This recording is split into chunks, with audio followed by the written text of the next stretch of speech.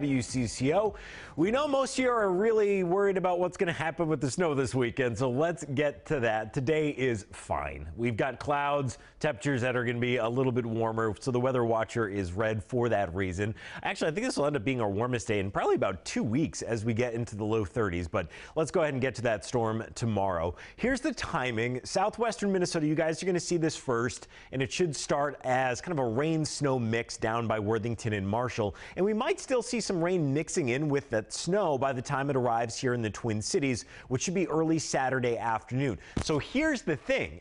If we get rain mixing in with that snow for any period of time, and if it's looking like that for 2-3 hours, our snow totals are going to look much smaller than they would if we get all snow all the time. Now, spots west of the metro, even up into St. Cloud, this should be an all snow system for it, and it'll keep going Saturday night and into the day on Sunday. So you can see the winter storm warnings for most of Minnesota, western Wisconsin as well. This is primarily for the dangerous driving conditions that we'll see Saturday afternoon, Saturday night. Totals, I think, should be pretty similar for much of western Wisconsin, central Minnesota. Here in the Twin Cities, I'd say 6 to 10 inches is what we should end up with in Minneapolis, up into St. Cloud, up into Brainerd. There is going to be this pocket, and it's hard to say exactly where it's going to be, but I'd say west of the metro right now, where you do get a couple of towns pushing up closer to a foot of snow. But if you get rain, you are not going to be one of those towns. It's going to have to be all snow all the time to get up near that number. All right, today you can celebrate the women in your life. You should be doing this every day anyways. It is International Women's Day. The day officially goes back more than a century to 1911.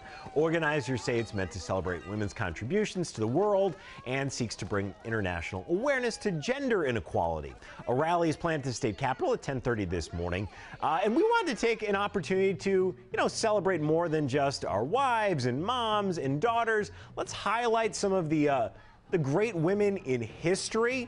Give us some names that maybe we don't think about all the time. Highlight some women that we should be taking a moment to celebrate today. If you're watching on Facebook or Twitter, share those with us and we'll highlight them coming up in just a few minutes.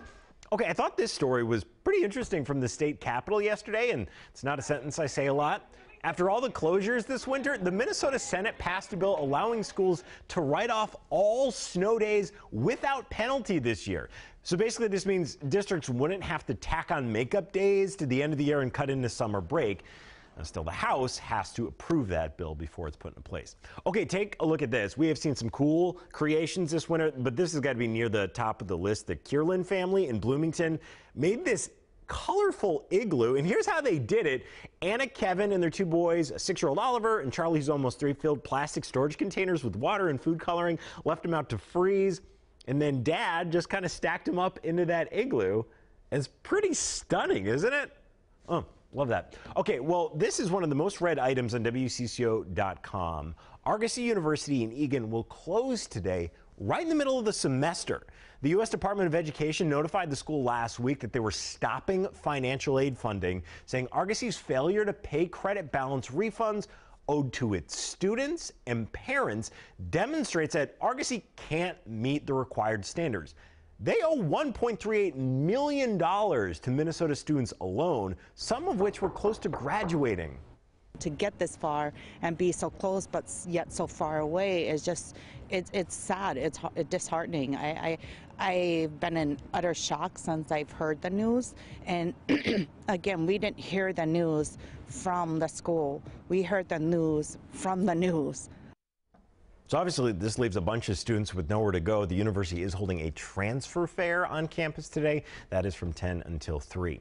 Congress passed a new resolution condemning hate speech in response to comments made by Representative Ilhan Omar. The measure was drafted after the Minnesota Democrat made several comments criticizing congressional support for Israel. The wording of the resolution expanded to include other forms of bigotry. This after some House members felt that the Muslim congresswoman was being singled out. Representative Omar and 2 other House members released a statement saying, in part, we're tremendously proud to be a part of a body that put forth a condemnation of all forms of bigotry, including anti-Semitism, racism, and white supremacy. Disney's new Star Wars attraction is trending after news it's gearing up to open earlier than planned. Now, this isn't another movie. This is at the theme parks.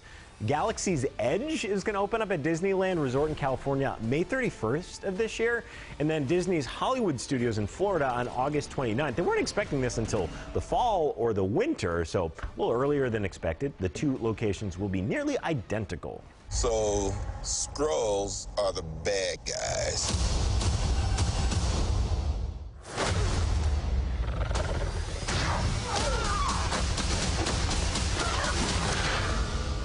And you're a Kree, a race of noble warriors. Heroes. Noble warrior heroes. That's Brie Larson playing Marvel's first female superhero with her own movie today. Captain Marvel's a Kree warrior who finds herself caught in the middle of an intergalactic... it's kind of confusing. But, okay, it's fun. It's set in 1995, and Brie Larson kicks butt to a No Doubt song, which I greatly enjoyed, so I think you could see it just for that reason. Twin Cities Summer Jam tickets finally go on sale at 10 this morning. They were supposed to go on sale last week for the event in July, but organizers delayed because their website crashed during a pre-sale due to heavy traffic. The lineup: Aerosmith, Tim McGraw, Rascal Flatts, REO Speedwagon, Mr. Worldwide, Pitbull's going to be there. Also, Chris Hawkey, local musician, radio host, put this thing together. 3-day festival is July 18th through 20th at Canterbury Park in Shakopee. All right, let's get back to this. Today's International Women's Day, and you know, it's kind of like that same laundry list of women that we mention every year. So I wanted to mix it up, highlight some people that maybe we're not thinking about every year at this time. So I'm hoping for your help on this. Cole is here to read your comments and your suggestions. What do we got? All right, we've got some of the very notable people. We got Susan saying Susan B. Anthony, sure, as well as Melissa saying Susan B. Anthony. We have Cheryl saying Maya Angelou. Right. We have Jen saying Mother Teresa. These are the great ones. You know, these are the ones we know every year. Sally Ride was suggested, the first American woman in space. I got this one from Sean, the first woman who was elected into the Minnesota House of Representatives, Koya Knutson. I didn't know that name before, so learning a little bit more about her this morning. And we got Bill saying she comes up a lot, but Ada Lovelace, the first computer programmer, is one of my heroes. Hey, that's a cool one. Yeah. And we have Sarah saying first woman mayor in Olivia, Mary Page, was also U of M Board of Regents, County Commissioner, and hospital board member. So very nice. And then Stu suggested Kim and Allie, because of course can't forget them. All right, that is it for now from the 734 here on CCO. Most of the Twin Cities are on the go. If you haven't already made us your home for mobile news, go ahead and do that. We'll be back here on Monday at 7:34. Until then, good luck with all that snow tomorrow, and be nice to each other on the internet.